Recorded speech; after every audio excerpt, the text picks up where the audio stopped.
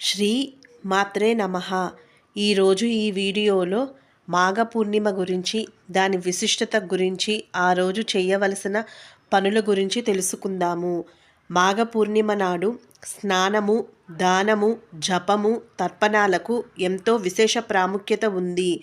ఈ రోజున సూర్యోదయానికి ముందే పవిత్ర నదుల్లో స్నానం చేస్తే పాపాలు నశించి మోక్షం లభిస్తుంది.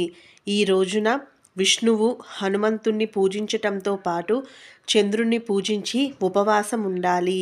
దాన ధర్మాలు చేయడం, పేదలకు అన్నం పెట్టడం ద్వారా పుణ్యం లభిస్తుంది. 12 మాసాలకు ఏదో ఒక ప్రత్యేకత ఉంటుంది. కార్తీక మాసం దీపాలకు, దీపారాధనకు ఎలా ప్రసిద్ధో అలాగే మాఘమాసం పవిత్ర స్నానాలకు ప్రసిద్ధి. మాఘమాసానికి ఎన్నో ప్రత్యేకతలు ఉన్నాయి.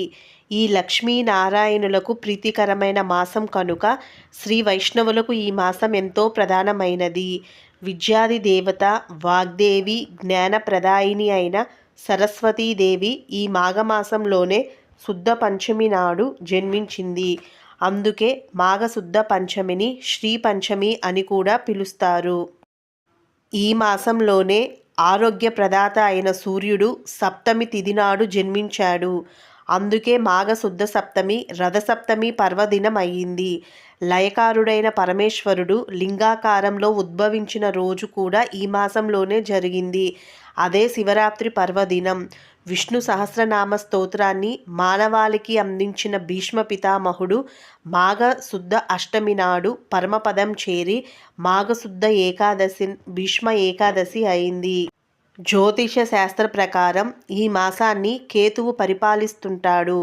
కేతువు జ్ఞానప్రదాత, మోక్షకారకుడు కనుక ఈ మాసంలో కేతువు విశేష పూజలు అందుకుంటాడు. మాఘ అమావాస్య పితృకార్యాచరణకు ఎంతో ప్రధానమైన రోజు.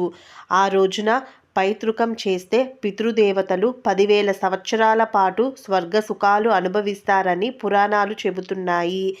మాఘ అమావాస్య శతభిష నక్షత్రంతో కూడి ఉంటే మరింత విశేషమని ధర్మశాస్త్రం చెబుతుంది. కనుక ఈ మాఘ అమావాస్య నాడు పితృదేవతలను స్మరిస్తే పుత్రధర్మాన్ని నిర్వర్తించిన వారవుతారు.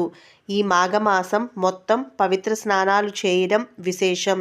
కానీ యాంత్రిక జీవితంలో అది సాధ్యం కాదు కాబట్టి కనీసం మాఘ పూర్ణిమ నాడైనా నదీ స్నానం కానీ, సముద్ర స్నానం కానీ చేస్తే మాఘమాసం మొత్తం పవిత్ర స్నానాలు చేసిన ఫలితం వస్తుందని పెద్దలు చెబుతారు.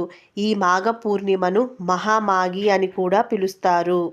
సంవత్సరంలో వచ్చే 12 పూర్ణిమలలోనూ ఈ మాఘ పూర్ణిమ అత్యంత విశేషమైనది.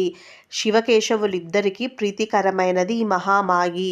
అందుకే ఈ మహా పూర్ణిమ నాడు తప్పకుండా సముద్ర స్నానం చేసి తీరాలి.